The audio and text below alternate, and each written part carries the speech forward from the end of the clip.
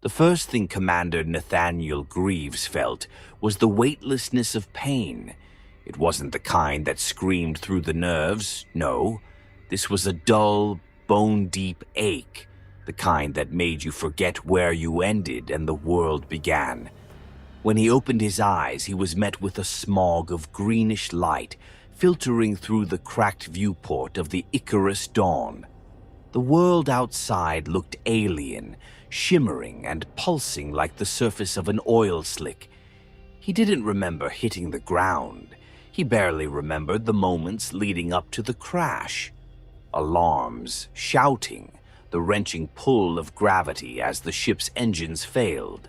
Then nothing but the deafening silence of unconsciousness. Now, as his senses returned, he became acutely aware of the situation. The air smelled like burnt metal and ozone. His ribs screamed in protest when he shifted, and the back of his neck felt damp. Blood, maybe. He didn't want to check. The cockpit was a ruin. Wires dangled like exposed veins from the ceiling, sparking intermittently. The control panels were dark, the shattered screens reflecting his haggard face back at him. He fumbled with the harness, his fingers trembling, and eventually managed to unclip himself. His boots hit the ground with a squelch. When he looked down, his stomach twisted. The floor was coated in a viscous, gelatinous substance. It wasn't hydraulic fluid or anything he could identify from the ship. It clung to his boots like tar, faintly warm to the touch. Staggering through the wreckage, he called out instinctively, "Miller, Elena, Chen." His voice sounded small in the cavernous silence, swallowed by the still air. No response. He found the bodies in the adjoining compartment. Miller was crumpled in the corner, her head twisted at an unnatural angle.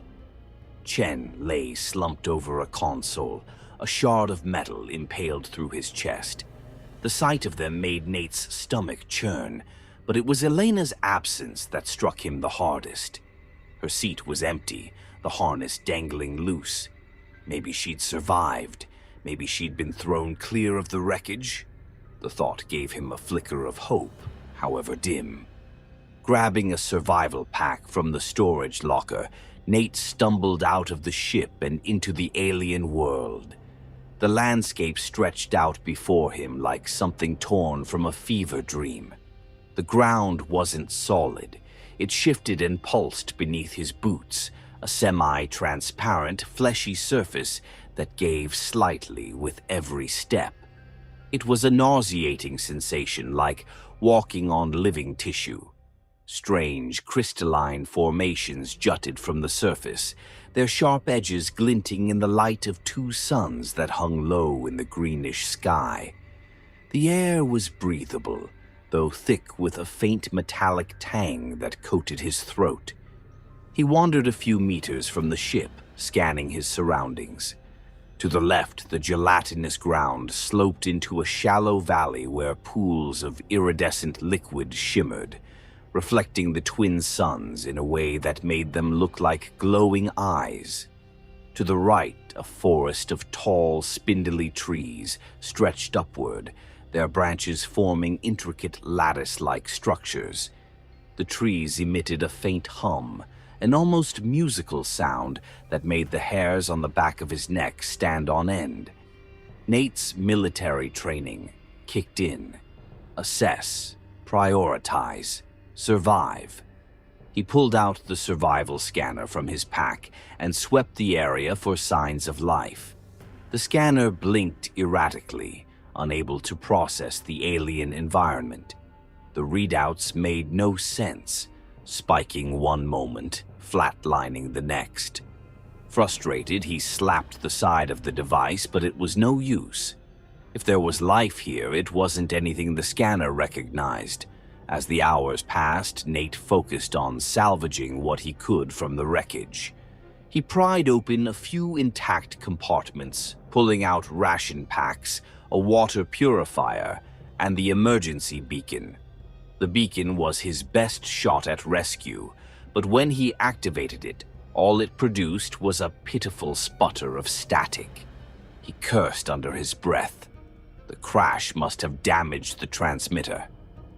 By the time the twin suns began to sink below the horizon, casting the sky in deep shades of purple and orange, Nate was exhausted.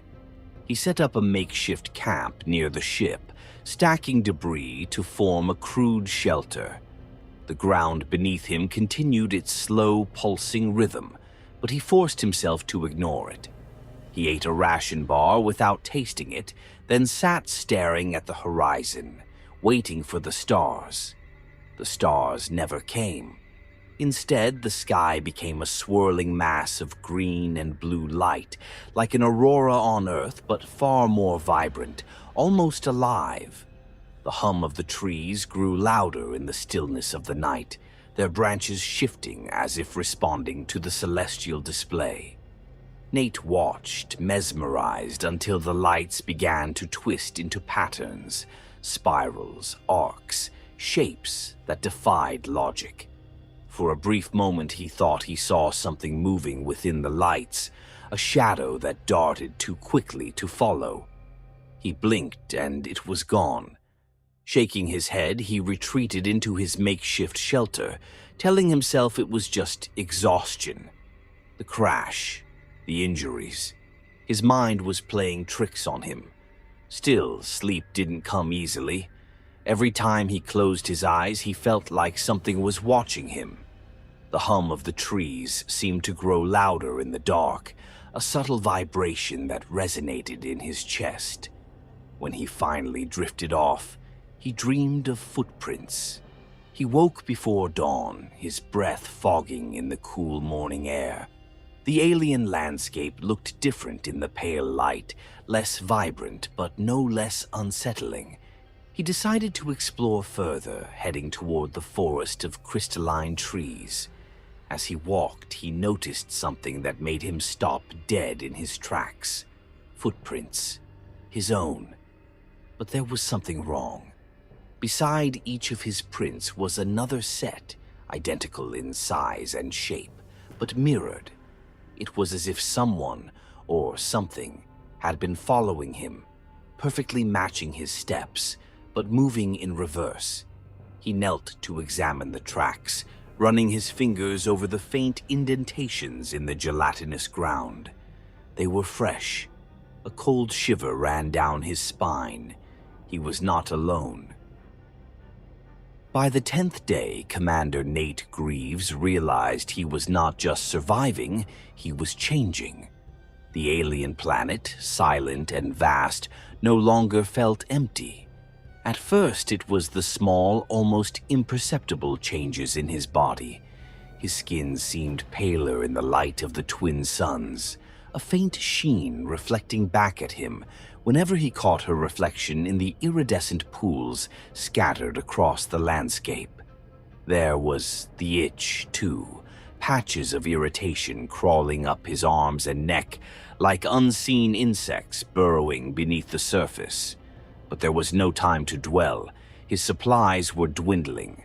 The rations he'd salvaged from the Icarus Dawn would last another 2 days at best. Water wasn't a problem. The purifier worked well enough with the liquid from the shimmering pools, though he noticed an odd metallic aftertaste that lingered long after he drank. Food, however, was another matter.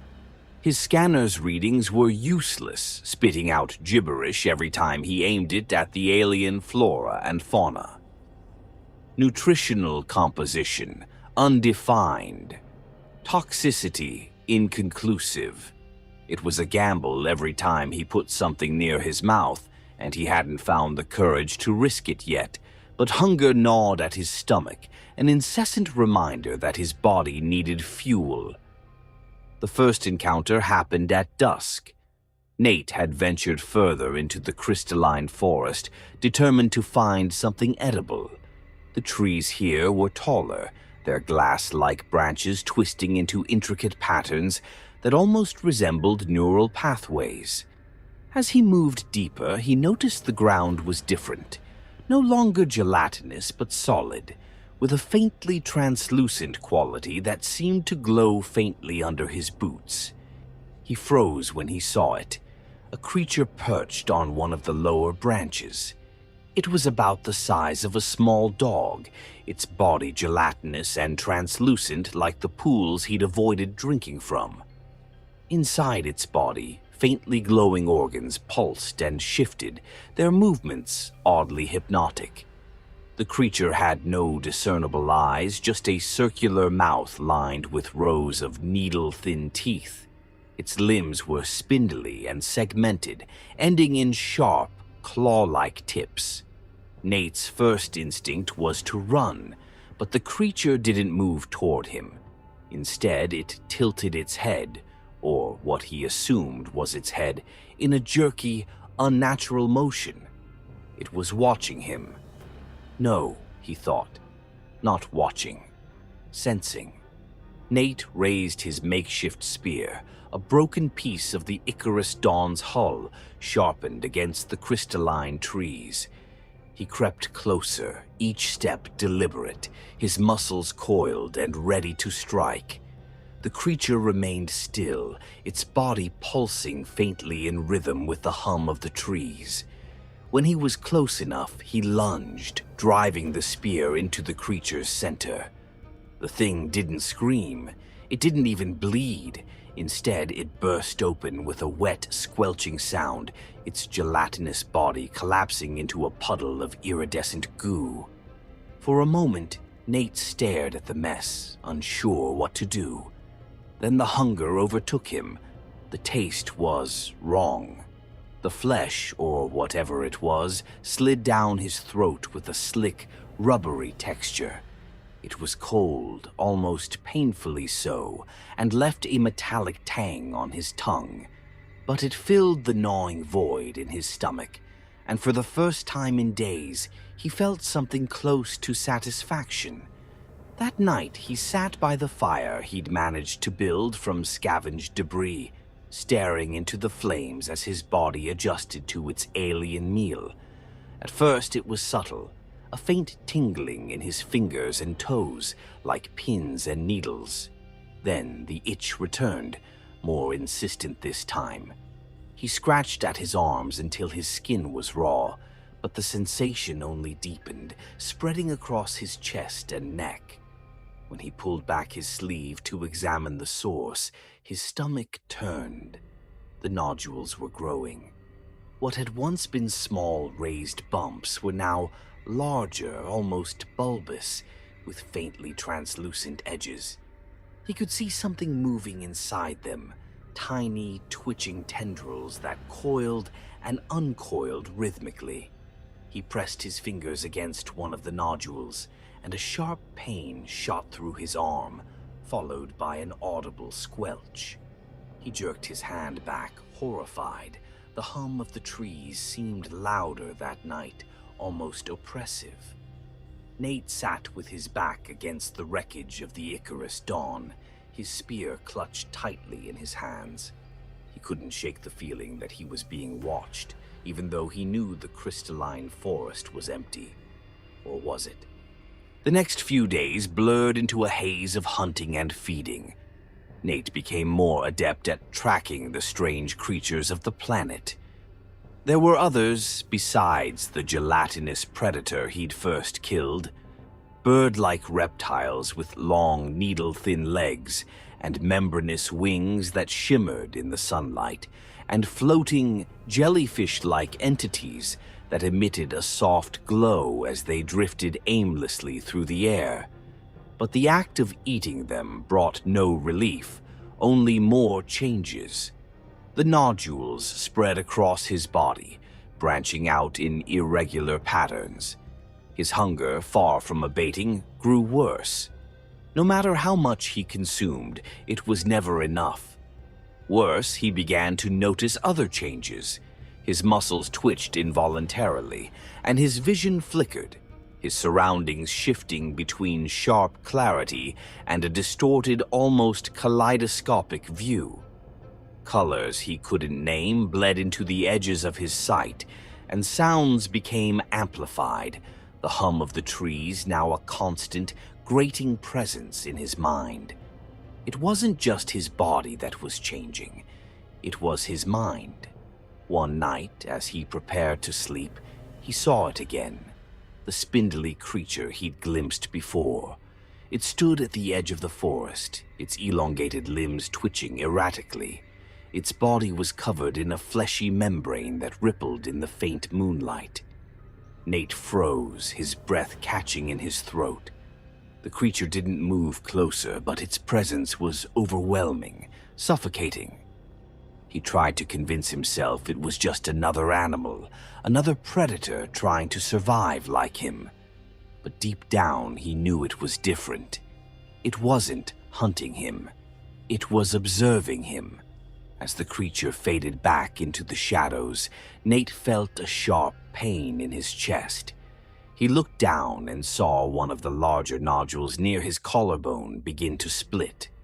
A thin, translucent appendage emerged, writhing weakly before retreating back into his flesh.